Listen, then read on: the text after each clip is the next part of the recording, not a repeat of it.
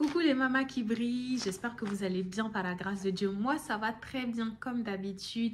Bienvenue dans cette nouvelle vidéo. Je suis Oriane pour celles qui ne me connaissent pas, donc alias la maman qui brille. Et le but de cette page c'est d'aider les mamans, à force de dire maman, les mamans célibataires à la reconstruction intérieure. Et vraiment ma prière c'est qu'elles puissent se reconstruire en tant que femmes et rentrer dans leur destinée, parce qu'être maman célibataire n'est tout simplement pas une fatalité. On est d'accord ou pas?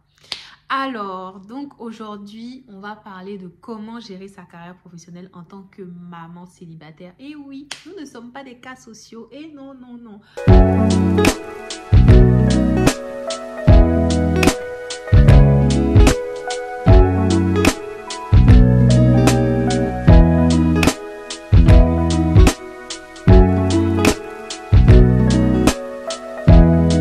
Parmi nous, Dieu a fait, c'est même pas parmi nous, nous sommes toutes des femmes intelligentes, remplies de dons et de talents qui ne demandent qu'à être déployées dans le monde. Et pour celles qui sont salariées, vraiment cette vidéo est une vidéo d'encouragement. Tu es une jeune femme, une jeune maman, tu viens de finir tes études tu as été maman peut-être pendant que tu étais étudiante, etc. Et aujourd'hui, tu veux construire une carrière professionnelle, mais tu as peur. Tu t'inquiètes, tu te demandes, mais comment va se passer l'avenir? Aujourd'hui, j'ai un petit bébé dans les bras, mais comment je vais m'en sortir? J'ai pas quelqu'un pour prendre le relais. C'est le moment pour moi de briller. Je vais commencer une carrière professionnelle. Je devrais faire mes preuves. Je suis en période d'essai, c'est là où je dois briller, c'est là où peut-être je dois faire un peu plus d'horaires que d'habitude. Mais derrière, j'ai un petit bébé à aller récupérer à la crèche ou chez l'assistante maternelle. Comment est-ce que je fais quand il y aura des imprévus? La crèche va m'appeler pour me dire mais le petit est malade, ou bien la nounou va m'appeler pour me dire mais le petit ou bien la petite est malade. Comment est-ce que je vais gérer? Des fois c'est des jumeaux, des fois c'est des triplés, des fois j'ai 2-3 enfants. Mais comment je vais gérer? Tout est possible à celui qui croit. Est-ce que tu le crois, ça? En tout cas, dans cette vidéo, je n'entends pas avoir une formule magique, mais je veux tout simplement te partager des conseils sur la base de ma propre expérience afin de t'aider à affronter sereinement cette phase de ta vie. Parce que oui, c'est une phase transitoire. Si tu es jeune, dis-toi qu'il y a un Joseph qui t'attend quelque part, qui, même s'il n'était pas le géniteur biologique de Jésus, a été celui par qui Dieu est passé vraiment pour propulser Jésus dans sa destinée. C'est à lui que Dieu donnait les révélations. Prends l'enfant, va en Égypte avec sa mère. C'est vraiment possible. Mais en attendant que ce Joseph arrive, il faut s'adapter à la situation, il faut trouver des solutions transitoires. Tu ne vas pas non plus mettre ta vie entre parenthèses à cause de tes enfants. Je pense pour ma part que c'est une erreur de le faire. Et parce que en fait, tes enfants ont une vie, une destinée à eux, mais toi aussi en tant que personne, tu as une vie, une destinée à toi que Dieu t'a assignée, et tu as le droit de vivre tes rêves et d'être heureuse. Et le fait d'être maman ne doit pas t'en empêcher, et encore moins d'être une maman seule, parce qu'en fait ta réussite va engendrer ton bonheur et aussi celui de tes enfants. Et je crois que peu importe, dans cette situation, il est possible d'être heureux, d'avoir une belle vie, de sorte que peu importe les conditions de l'état de tes relations avec le père, dans tous les cas, tu n'as pas besoin de compter sur lui. Tu sais que tu peux te prendre en charge, tu peux prendre en charge tes enfants. Vous pouvez vous faire des petits voyages. C'est tellement bien d'être indépendant, d'être heureux, d'être en paix, de ne pas tendre la main, de ne pas dépendre surtout des aides sociales, parce que de plus en plus les conditions se durcissent, et surtout ça crée aussi une mentalité de dépendance. Nous les enfants de Dieu, on n'est pas là pour tendre la main, on a aussi droit à une belle vie. Dieu nous promet un bel avenir, il dit qu'il a des projets pour nous de paix et non pas de malheur, afin de nous donner un avenir et de l'espérance. Donc je crois qu'effectivement on n'a pas besoin de... Voilà, on n'a pas... Maman célibataire n'est pas égale à cas social. Et c'est ce que malheureusement dans cette société française, on veut nous faire croire. C'est vraiment une erreur, c'est un faux raisonnement de croire que tu as un cas social. Tout simplement parce que j'ai essayé de regarder un peu les chiffres de l'INSEE, l'Institut National Statistique, qui date de 2019. Et ces chiffres-là montrent que 60% des familles monoparentales ont à la tête une femme, et justement ce sont ces familles-là qui ont à la tête une femme qui généralement, suite à la séparation, vivent un état de pauvreté extrême, contrairement aux familles monoparentales dirigées par des hommes. Ça veut dire que comment les hommes font pour arriver à rebondir, et nous les femmes en fait on est tout le temps dans la mouise, et ça ne peut pas continuer ainsi. Moi, quand je vois ces chiffres-là, je pense un peu au stress, à la peur, à la zone de confort. Peut-être la maman se dit, mais je ne vais pas y arriver. C'est vrai que généralement, les hommes sont des fonceurs, des fois, leur ego d'homme fait qu'ils ne peuvent pas s'avouer vaincus face à de telles situations. Mais je pense que nous, les femmes, on est un peu plus émotives. Et donc, du coup, ça fait que des fois, pour rebondir, c'est encore plus difficile, je ne sais pas. Ou alors est-ce que c'est ce confort-là qu'ont offert vraiment les conditions sociales qui fait que peut-être certaines femmes préfèrent rester dans la sécurité pour éviter les problèmes, je ne sais pas. On ne connaît pas les raisons, mais là je veux m'adresser à une jeune femme qui a fait des études supérieures et qui veut avoir une belle carrière. Je veux vraiment t'encourager à ne pas abandonner. Peut-être que tu fais une alternance et tu gères un enfant seul. Il y a des pistes à privilégier, par exemple, par rapport aux horaires de tes cours ou de ton travail. Je pense que la nounou serait plus adaptée que la crèche qui a des horaires limités, alors que les nounous, elles ont des horaires généralement plus flexibles. Donc déjà, voilà, je veux t'encourager à persévérer, à ne pas mettre tes rêves en parenthèse, à ne pas te décourager, surtout pas, à te dire que tu vas y arriver, que tu as droit à une belle vie, que tes enfants et toi avez droit à une belle vie, mais it's up to you, comme disent les Anglais, ça ne tient qu'à toi. Est-ce que tu es prête à payer le prix? Ce n'est pas inatteignable, ce n'est pas impossible, il y a beaucoup de femmes qui l'ont fait. Personnellement, moi je l'ai fait et avec plaisir, je te partagerai mon témoignage. Je l'ai même partagé sur TikTok parce que je pense que c'est important d'aider, c'est important qu'on s'encourage ensemble.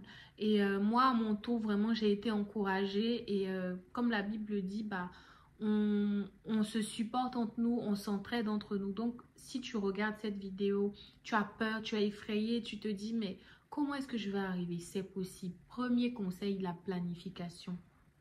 Tu sais que par exemple, voilà, tu vas commencer, voilà, admettons que tu as réussi tes entretiens, gloire à Dieu, et tu viens d'être prise pour un poste dans une entreprise.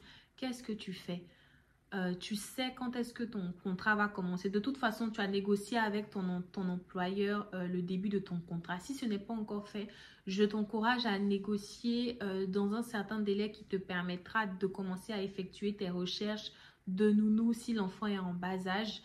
Et si l'enfant va à l'école, bah, de trouver une nounou. Il y a le site Nounou Top sur lequel tu peux trouver plusieurs femmes prestataires qui proposent leurs services pour garder les enfants. Donc, par exemple, tu as besoin, par exemple, de quelqu'un pour te faire les sorties d'école. C'est-à-dire, si le matin, tu commences tôt, une personne qui va déposer l'enfant et le soir, une personne qui va le récupérer. Donc, ça, tu dois planifier dès le départ. Donc, si, par exemple, tu as un mois pour commencer, c'est maintenant le moment de commencer à chercher. Si c'est dans 3 mois, bah là, c'est top. Tu as encore plus de latitude.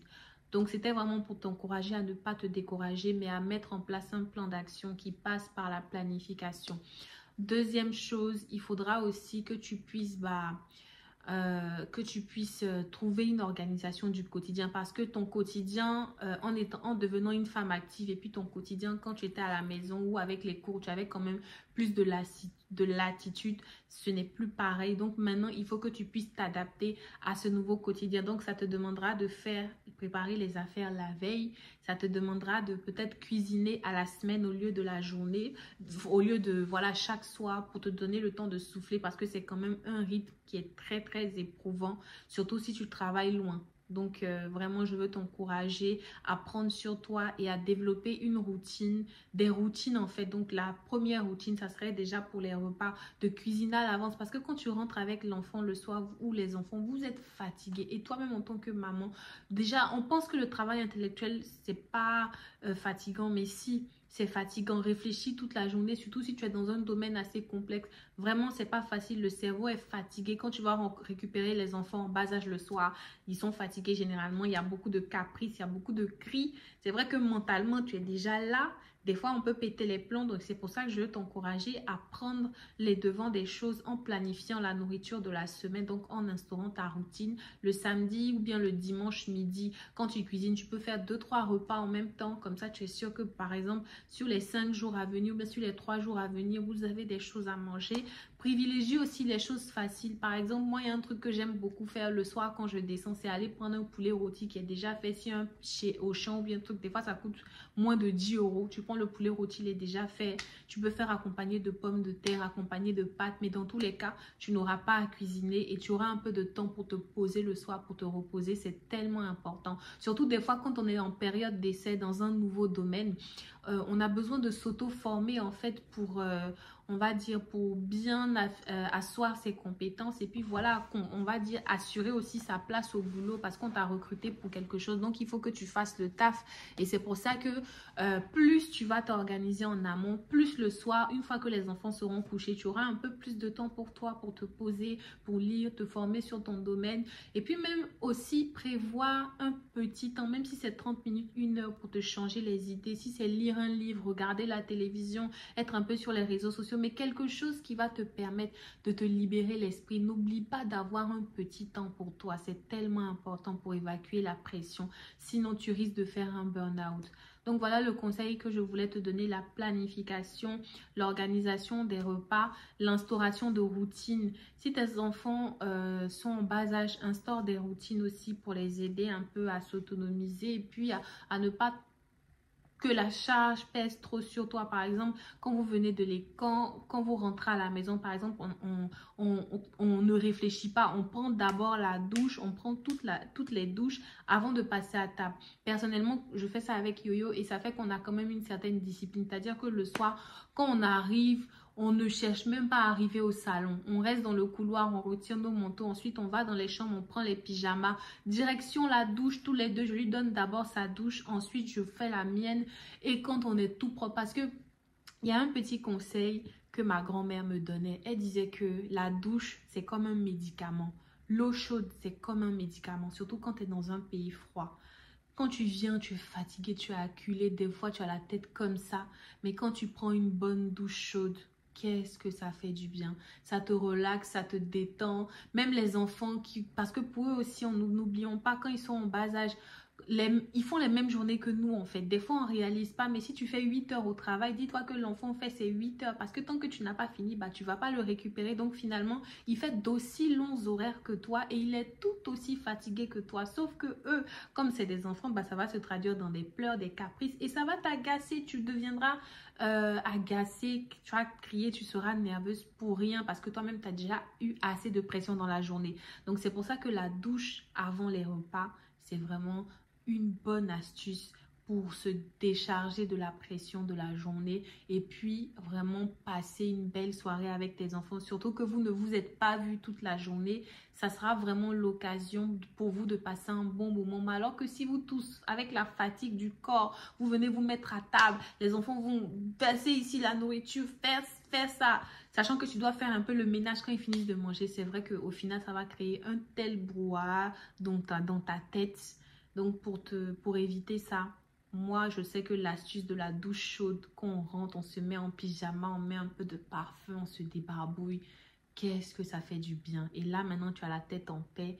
Tu installes les enfants, vous mettez le repas et puis vous pouvez discuter de la journée. Et ça fait du bien. Vraiment, c'est une astuce sur laquelle je mets un point d'honneur parce que je pense que si tu essaies, ça pourrait vraiment te faire du bien. Aussi, un autre conseil, c'est au travail, débrouille-toi à garder ta situation de vie là privée. Moi, franchement, pendant combien de temps j'ai travaillé dans un endroit, on ne savait même pas que j'étais maman célibataire, tellement j'étais le plus neutre possible. Dans le monde du travail, c'est un monde qui est vraiment hypocrite, qu'on se le dise. C'est pas le monde des bisounours. On est là-bas pour un but, on est là-bas pour travailler.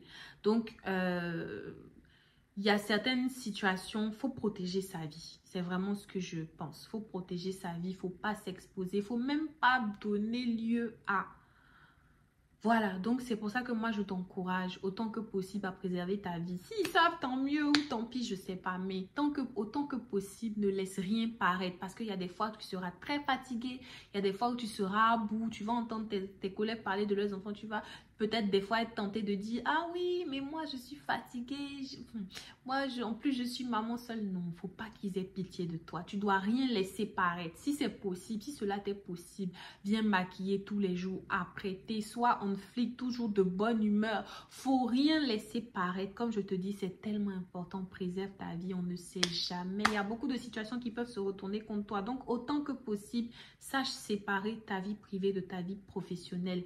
Même si tes enfants sont malades, même si la crèche t'appelle en urgence, parle seulement à ton manager, ton responsable. Tu n'as pas besoin d'alerter tout le bureau ou bien tes collègues pour leur dire, ah oui, la crèche m'a appelé, je dois aller chercher les enfants. Non.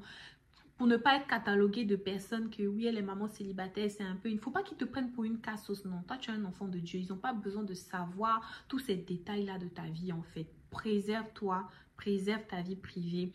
Surtout, après, ça pourrait, en fait, ça va aussi miner l'ambiance au travail, tes relations avec tes collègues.